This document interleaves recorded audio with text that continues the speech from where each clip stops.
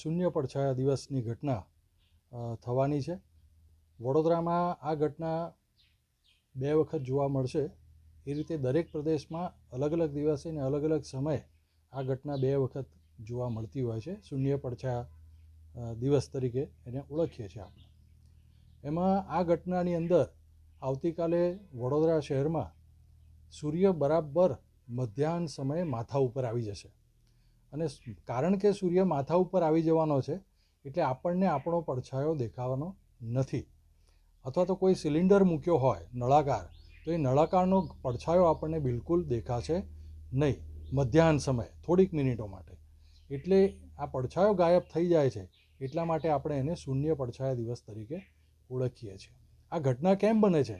તો કે ભાઈ આપણો સૂર્યની સાપેક્ષે આપણી પૃથ્વી પોતાની ધરી 23.5° નમનકોણ રાખીને ફરે છે. એટલે આ નમનકોણ હોવાને લીધે આપણને ખ્યાલ છે કે ભાઈ ઉત્તરાયણ પણ થાય છે ને દક્ષિણાયન પણ થાય છે. એટલે સૂર્ય દરરોજ કર્કવૃત્ત અને મકરવૃત્તની વચ્ચે મધ્યાહન સમયે આપણને ઉપર ને નીચે ખસતો જોવા મળે છે.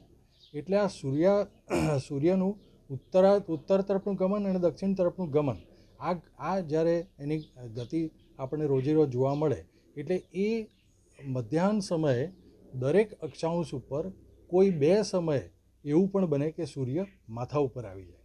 અલગ અલગ પ્રદેશોમાં અલગ અલગ દિવસે સૂર્ય મધ્યાહન સમયે માથા ઉપર આવે. એટલે જે પ્રદેશ ઉપર જ્યારે માથા ઉપર સૂર્ય આવે તે પ્રદેશ ઉપર શૂન્ય પડછાયા દિવસ તે દિવસે તે સમયે જોવા મળતો હોય છે. એટલા માટે આપણે એને શૂન્ય પડછાયા દિવસ કહીએ છીએ.